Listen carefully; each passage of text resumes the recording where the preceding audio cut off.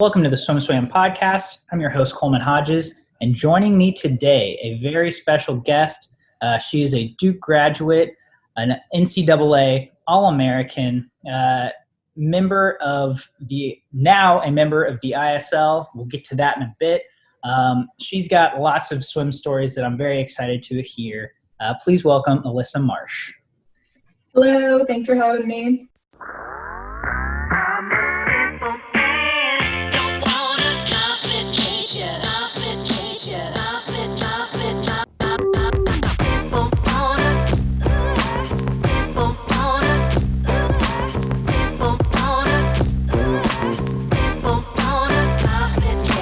So first things first, we had to reschedule this. We had to push it back an hour and a half because you were a virtual audience member on Dr. Phil. Tell me all about it. Yes, that was, okay, honestly, I found it on an Instagram ad or something last night, and because we are in hurricane season here, and I'm in New Orleans, and so we had a potential hurricane warning, Hurricane Sally's rolling through. We ended up being fine, but we did get school canceled today. So I was like, what am I going to do tomorrow? Like, I have nothing to do. It might be raining all day. So I was just browsing, Instagram, and I saw an ad pop up for virtual audience members for daytime talk shows. And I'm like, yes, that sounds like me. And so I just applied. I'm like, there's no way they're going to read this application and let me on the show. And they did. And it was fun, long day. If you have a lot of extra time, it's fun to do, but if you don't, then it's kind of a lot. But yeah, it was an experience for sure. So why was it, were you only on Dr. Phil, or were you on several different talk shows? What made it a long day? It was just Dr. Phil, but it was a couple of different episodes / different segments of many episodes. Okay. So we did two full episodes, and then at the end he did this long extra interview with this guy for an episode that was previous, and that one just was long and boring, honestly. But there was one of them was super cool, and I was really into it. And then but I'm excited, I'll be on TV. It's just and it's funny, I've never seen Dr. Phil. I've never seen it before today. And I was like, wow, this is what it is. So just something to do, an experience. Definitely. I've never seen Dr. Phil either. I guess that probably dates us a little bit. But was it on a Zoom call like this, or a similar thing to this? What do you actually have to do anything? What went into being a virtual audience member? Yeah. So it was kind of like Zoom-ish. I forget what platform they use, but I think it's a brand new thing for just this virtual world. Mm-hmm. And basically you can see your picture in the whatever. I had to have I had to wear a solid color and have a white background, but basically on the screens on stage you're plastered on there, so I could see myself the whole time. Through, and it looks like I'm watching the show, but I can also see myself in the background, and I have to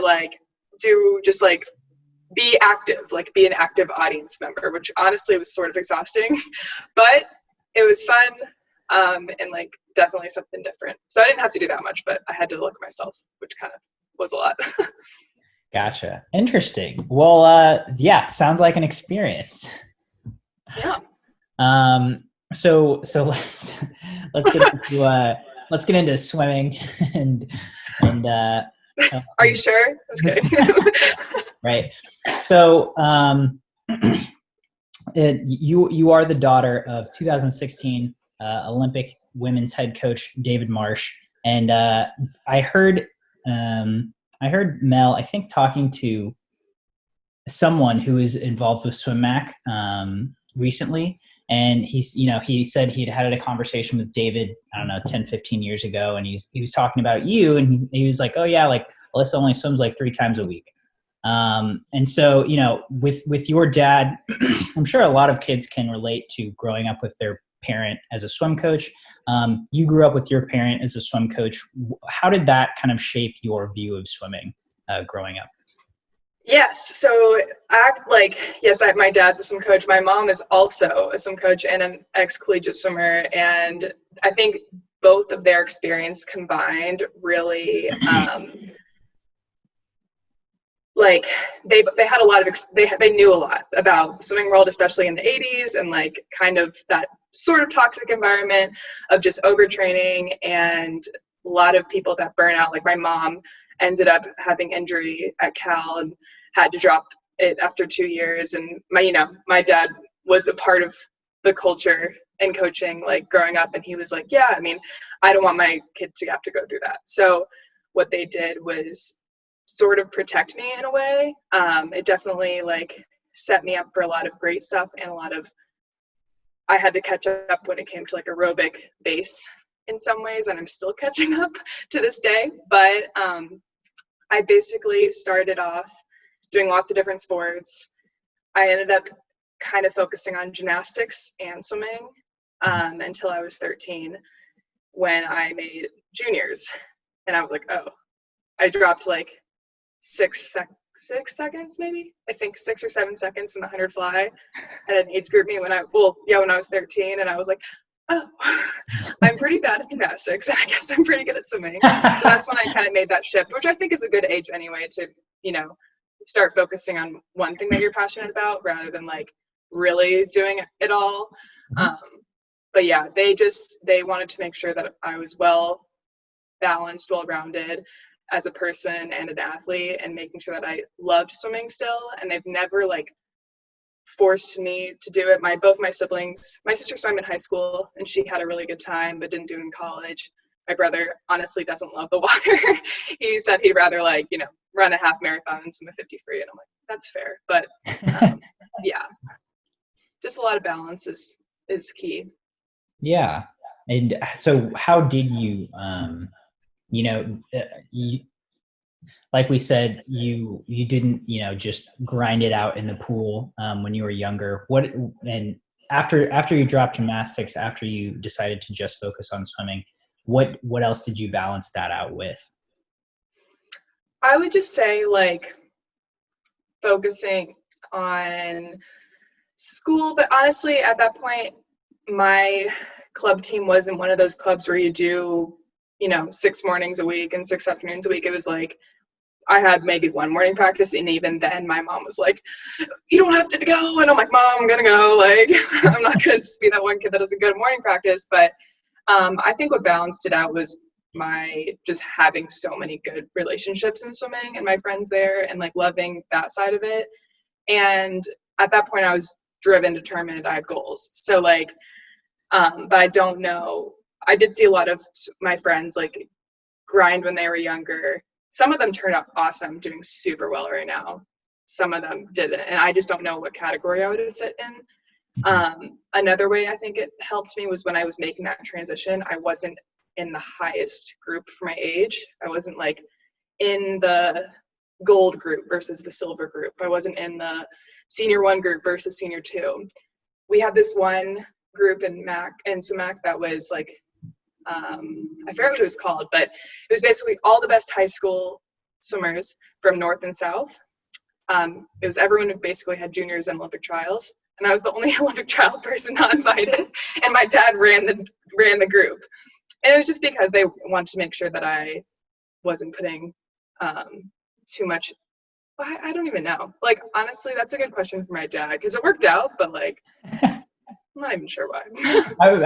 That was my question. Like, you fit the criteria. And again, if your dad was the coach, then I get, but it was like a lot because I think I sucked at training, honestly. I think that was it. Like I was a pretty good 100 flyer at that time, but that's about it. Like I could not hold anything in an aerobic free practice and a 4 a.m. practice. And that's like what a lot of it was focused on, because obviously we're still young, we're still high schoolers. We need to do that kind of training. So just sticking with some people that were a little more my level in training, I think was good for me. Also not being coached by my dad full time ever really was, had benefits also. I think a lot of people think that I have always swam for my dad and like I've always been in his group, but I've only really swam for him in the summers. And it's been like such a blessing. I wish I could have had more time to do that throughout my career, but it never really panned out. But I think it's good that I didn't do that too young. Yeah. So in that group that you did end up in, did you feel pretty comfortable? What was your coach there like? Did you kind of, I don't know how you felt about not being in your dad's group, but I think you said it ended up being a pretty good thing. I was okay. Like there were still incredible swimmers in senior one versus the other group. My coach was Pam Swander for so many years. She now coaches at South Carolina, and I still keep in contact with her to this day. She's great. So anyway, I had a really good relationship with my coach, which I think helped a lot, and was still being super pushed by my teammates around me. Me saying that there's a bigger group was not to say that senior one was not elite. They were freaking good, and just growing with them I think was better for me than being in the back of the pack. I think there's there's probably more than two types of swimmers, but there's kind of those swimmers that thrive when they're chasing, and there's those swimmers that thrive when they're not, when they're leading. And I'm kind of more of in the leading category, I think, than in the chasing, but I don't know, it depends, I guess. Yeah. So you end up swimming for Duke and attending Duke, which academically also a very good school, a great swim school. And so I'm curious, just what drew you there? Was it pretty much just to swim, or did you have other goals in mind? Did you have other interests you knew you wanted to pursue there as well? Yes. So I growing up in a big swimming family, growing up in Auburn, and then North Carolina, I had always thought I was going to go to a really big swimming school, and that was going to be my path, and I was going to be a national champion on a swimming team, and that was going to be it. But when I started touring schools, I wasn't that interested in academics, honestly. I did fine in high school, nothing great, didn't try super hard. But I as relate. A lot of us, because as a higher level high school swimmer, you're I'm gonna go to college. It's not like I'm not gonna go. I'll be okay. Anyway, I toured Stanford one day, and that was a junior day, and that was eye-opening, because that was the first time a school really bragged about how awesome their academics are and how cool school is. And I was whoa, I didn't know it was that fun. And so that kind of sparked my interest in the more academic side of looking at colleges, which sounds really, really bad, but that's just how it went for me. I think that's fairly relatable especially for a lot of athletes. Yeah. I think if you're a high school athlete and you're really into it, that's kind of first in your mind. Yes. So I toured a bunch of awesome athletic and academic schools, and I ended up just picking Duke for logical reasons. I was well, with all the schools I have as options, what would a normal person who doesn't do athletics pick? And then I was probably Duke. So I loved it. It shocked me. My mom sorry, Dan, but my mom made me go on the trip. She made me go on the Duke trip almost. She was listen, it's such a good school, you have to try it. I'm okay, fine, we'll see what happens. Yeah. I was just shocked at how cool the team was, how awesome the staff was. I didn't expect it, because it doesn't have super flashy a great pool. It's fine, it does the job. It doesn't have crazy big locker rooms, but it's more about the culture and the team and the Duke environment that makes it what it is and draws people to it. Yeah. And so tell me a little bit about that Duke environment. How did it affect you during your time there? I know you were there for 4 years. It's a big question, but what do you think you gained from being in that environment? I love being a leader on a team, honestly. And that was something that I appreciated getting to jump right in, was that I think 2 classes before me was the first ever women's funded class. And so I was the third class of scholarships for the women's team. And that was like a really exciting thing for me. I was like, I want to be in a team that's on the rise. I don't want to be in a team that's just staying, you know, afloat at like whatever place they're at. And so many teams, you know, can do that from like a middle place, but I thought it'd be really fun to go from like 0 to 100. And that's what we did. And I think like over my 4 years, I saw so much like growth in the team, and I was always able to be like on those relays and contribute a lot when it comes to mentality and in the pool and in the weight room. And I just really liked mentoring and helping my fellow teammates and like learning a lot from them in other walks of life. Like a lot of people like on my team thought I had the swimming thing like all the way down, like whatever. I didn't, but like, you know, that can sometimes just be the thought. Mm-hmm. I don't have other parts of my life down, like academic school. Like a lot of people really just thrive in those areas. And it was just so fun to like give and take, learning from different people, and just getting so much better as we were doing it. My first year was the first time we ever beat UNC in history of Duke, and we did it 4 years in a row, the women's team, while I was there. And that was like, it took a lot. Like they got so good as well near the end, and like they're still just thriving and growing, and I'm so excited for their team also. But that was a really fun challenge every year, was to like maintain that dual meet, along with just getting better at the end of the year, which of course this wouldn't happen, but yeah. I mean, sure, NCAAs didn't happen this year, but I think it is safe to say you got better.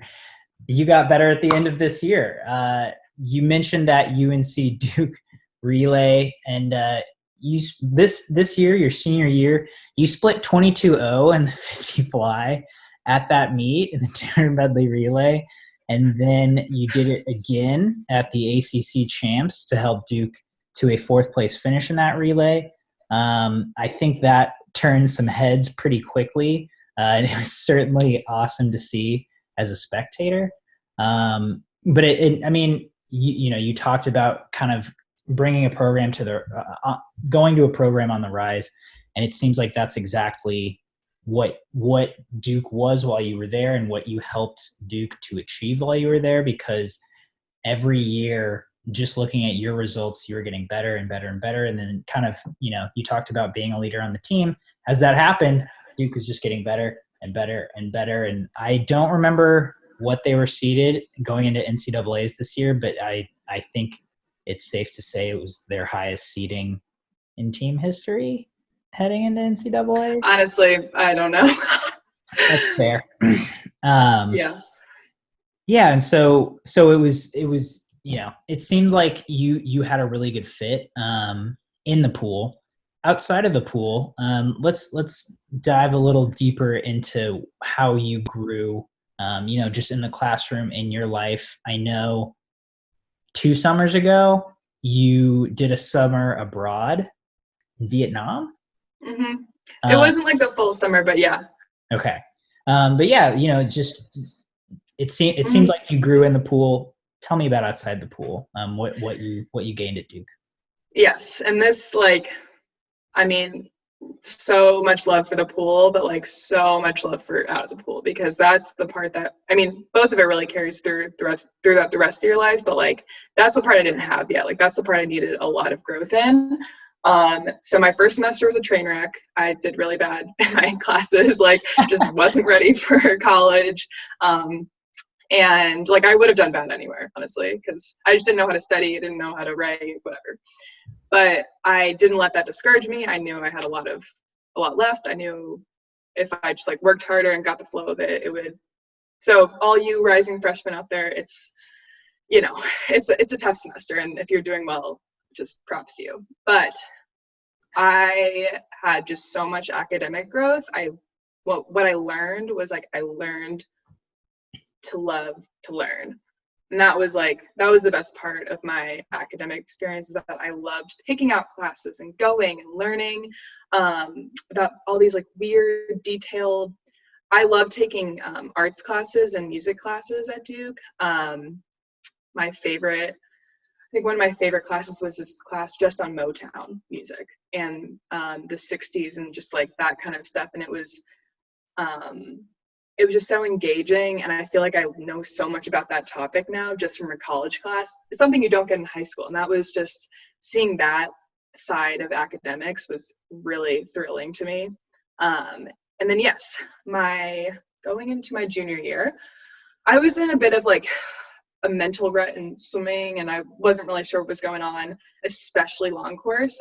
I definitely struggled a bit long course in the middle of my career, and I was like, you know what? I just really feel like I need to do this. It's an amazing opportunity that Duke and Stanford offer to student athletes to go on a 3.5-week abroad program, and it's service oriented. So I applied, thankfully got into Vietnam and served kids in a summer camp for sports and education. I did baseball and English.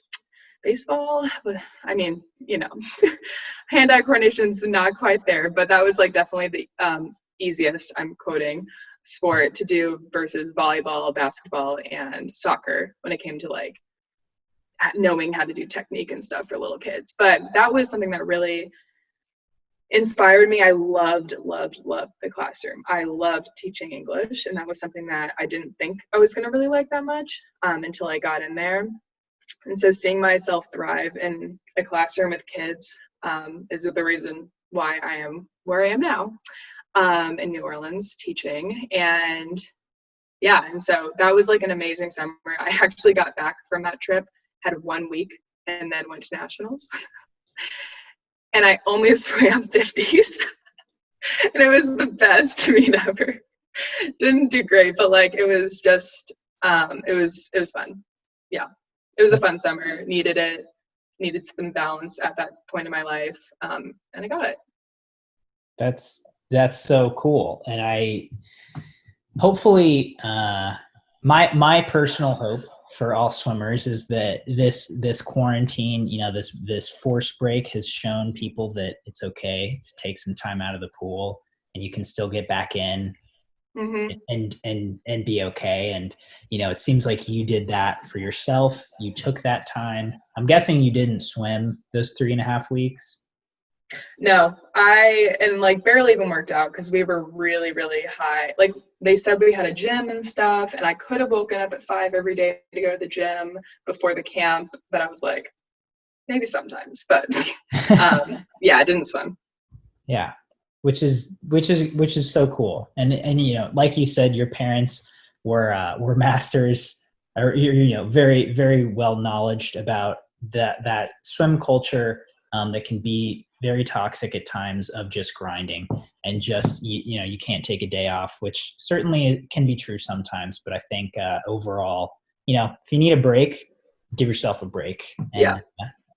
And it's gonna. And also to be clear, at that point, they were like, what are you doing? Like, this is a big qualifying summer. Like, you're missing out on all this training that you could be qualifying for WUGs and stuff like that. And I'm like, and looking back, it's like I could have just swam and tried my best and maybe made it, maybe not. But overall, like, I wouldn't have changed that experience, even if like it did turn out to be a great swimming summer for me. I don't think it would have been, regardless of like what option I chose. But yeah, I think it's really important, and I don't want to like step over any coach's toes, but like this seems to be a discussion that you have with your coach and your parents and whatever. But I think it's important to be aware of like your mental state in swimming, and knowing when it's time to just like take a small step back. It can be a week, it can be 2 weeks, it can just go, breathe, take some time. I think that's important for swimmers, especially if you're in a rut and not loving it as much as you normally do. Just being aware of that for yourself. I think that is so cool.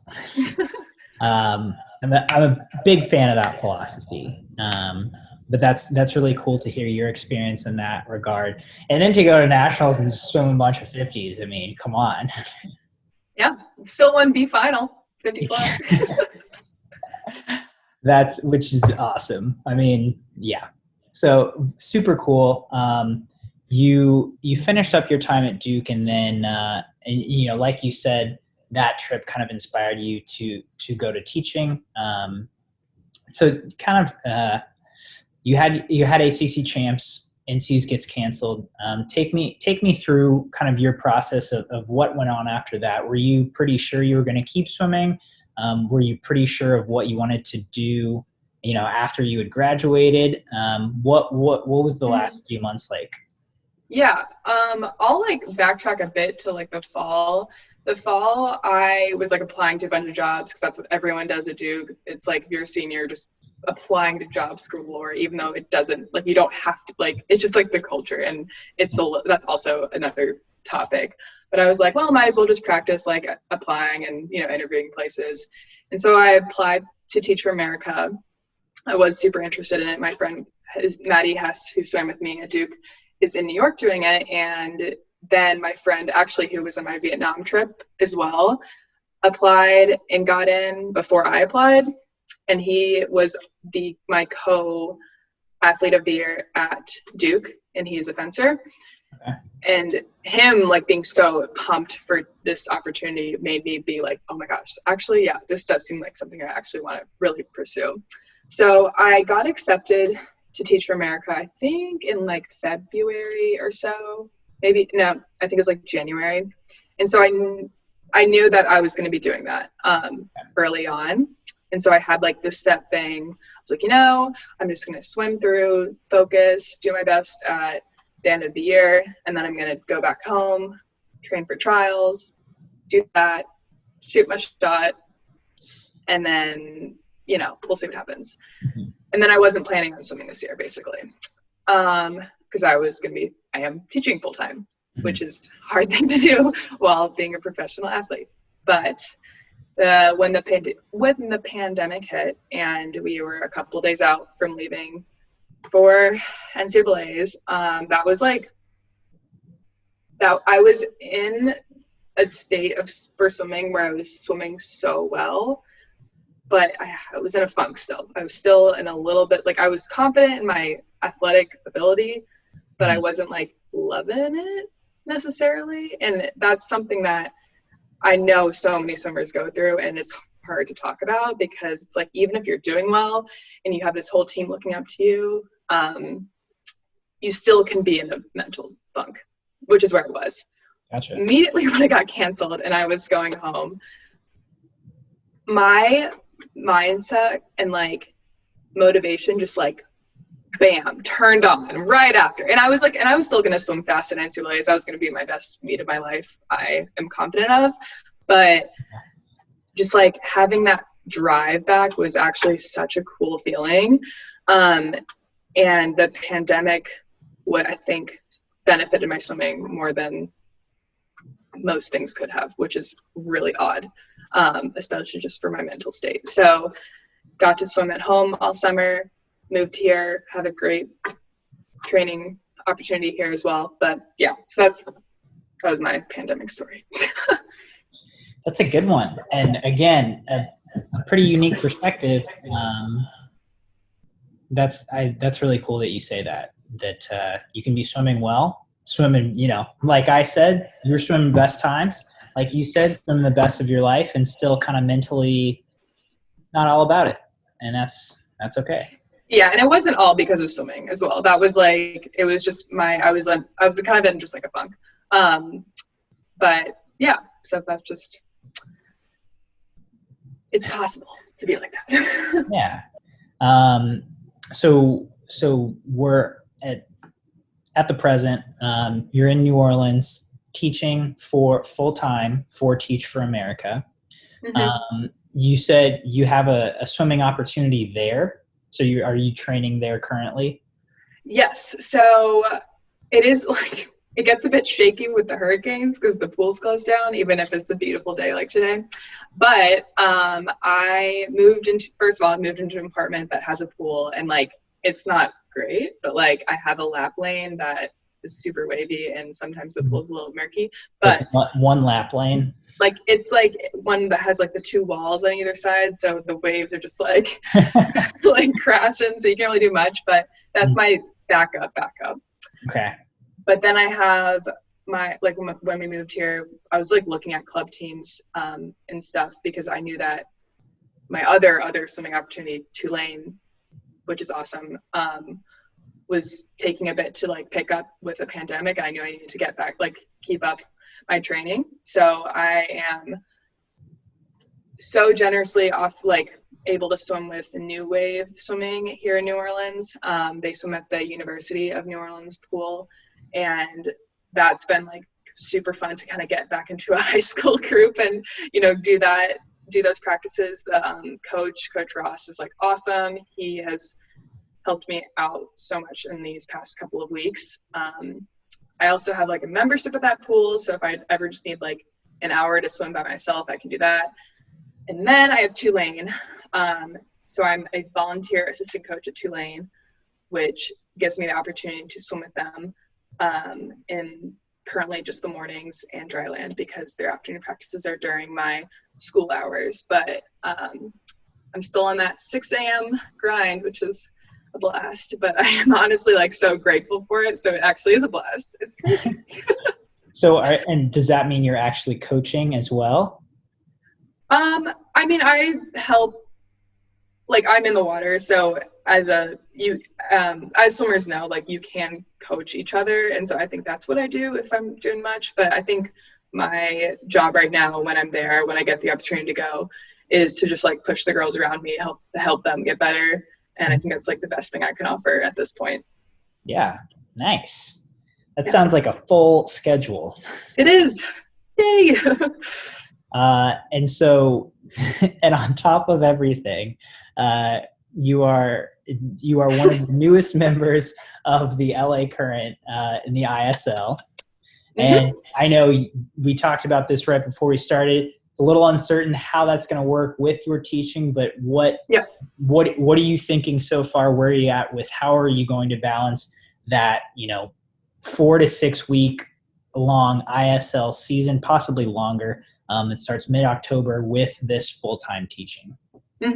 So I was like definitely nervous initially when they all reached out to me and I wasn't sure even like what grade I was teaching and all this stuff. And I was like, okay, this is such a cool opportunity and I really want to take advantage of it if I can. So they know what's going on with my life, but basically as of now, I'm an online teacher here. I live in a city, so it's a little bit harder to get like in-person school started during the pandemic. And I also work at a high school. So the high schoolers have they're the last ones to get into school versus other grades, basically. The hours in Budapest compared to the US are actually perfect for school time. I would be working from 3 to 10 p.m. On the weekdays, and all of LA Current's meets are on the weekends. And I was like, oh, I don't even have to miss any school. So it's still going to be really hard and challenging and like, definitely difficult, but it's like, it's a month. It's a little more than a month, but like I can do it, so that's where I'm at with that. It's possible. We're not like 100%, but I'm really excited to go to Budapest, swim, race. I miss racing. It is like my favorite part of swimming, and it's hard not doing that right now. But yeah, I'm excited to like prioritize my kids, prioritize my teaching job, but also get to race and experience that ISL team environment. Yeah. So to wrap this conversation up, I guess moving forward just a little bit, you mentioned once NCAA's was canceled, your motivation kind of flipped back on and that switch was turned on for you. How are you feeling right now, motivation wise? And what are you wanting to get out of swimming? I know you mentioned, really excited about getting back to racing with ISL. What do you see for your future swimming, or do you even see anything for your future swimming beyond this ISL season, or just kind of focusing on that right now? I would say I'm taking it step by step, day by day. Some days are better than others when it comes to like getting myself to have a good workout. That's why I love getting the opportunities to swim with the high school team and the college team, because they like, it's hard swimming by yourself. It's hard when you jump in a pool, don't really have necessarily a plan, and just expect yourself to just work really hard. It's difficult. So whenever I'm with the team, it's awesome. I don't have a problem really with lifting. I love lifting. I love dry land. So that's like easy for me to do with my gym in my apartment. I'm still holding on also to trials in the summer. That's definitely something I really want to work hard towards and do my best at. I had like a really fast 50 free at the ACC like long course time trial, and that was definitely that was my last race, and that was the big like, oh my gosh, I can do this, like this is good, like I'm really fast, because I feel like that's something that I have also struggled with over the years, is being around such amazing swimmers on Team Elite, and them pushing me and like inspiring me, but also putting me in my place, being like, like this is what it takes to be elite and Olympic level, and that's something I sometimes couldn't see myself as, but now I do. So that is where I'm at with that. Well, Alyssa, thank you so much for sharing some insight about balancing swim and life, for sharing some of your swim stories, some of your teaching stories, and giving us your perspective. I really appreciate it. Yeah, thank you so much.